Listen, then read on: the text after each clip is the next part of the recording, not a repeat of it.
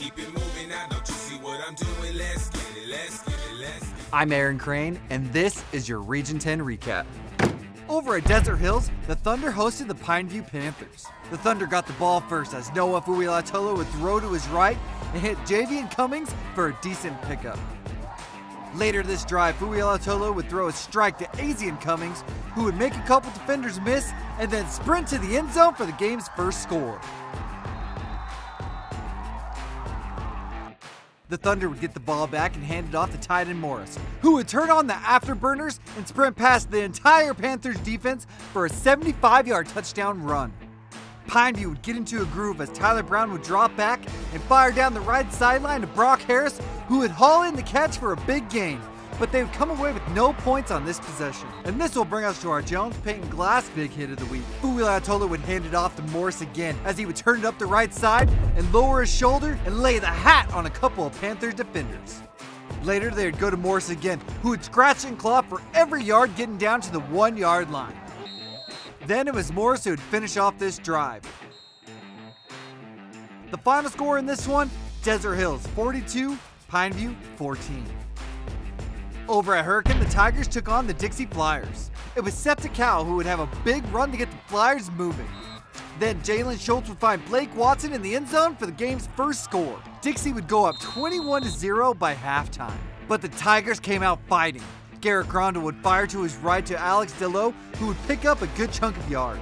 Then Grondel would find Carter Ashby in the corner to get the Tigers on the board.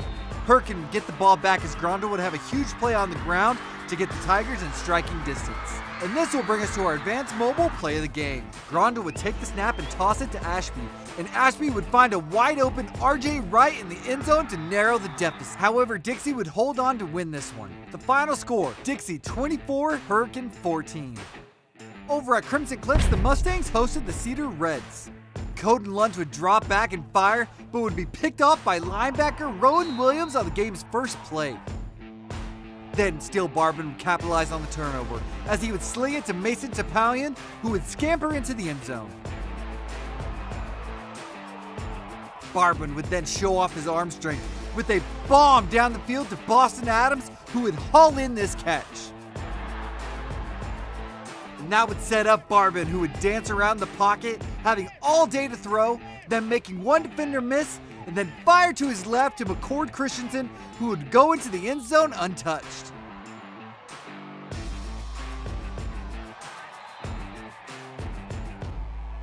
Cedar would get on the board with this kick by Peter Crucifer from 45 yards out.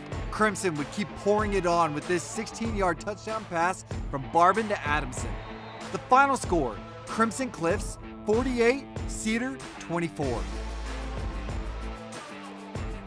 The Region 10 recap is brought to you by Finley Subaru, Infinity Title, Jones Paint and Glass, State Bank of Southern Utah, The Rally Stop, Nets on Fire, Advanced Mobile IV, and Intermountain Sports Performance. For St. George News, I'm Aaron Crane.